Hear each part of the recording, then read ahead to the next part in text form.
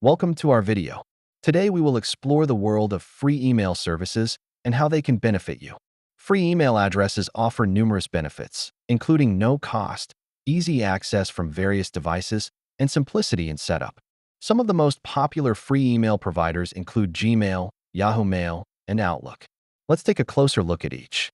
Signing up for a free email account is straightforward. We'll guide you through the steps needed to create your own account. When choosing a free email service, consider features such as storage space, spam filters, and mobile access to enhance your experience. It's important to remember security. Look for providers that offer robust security measures like encryption and two-factor authentication.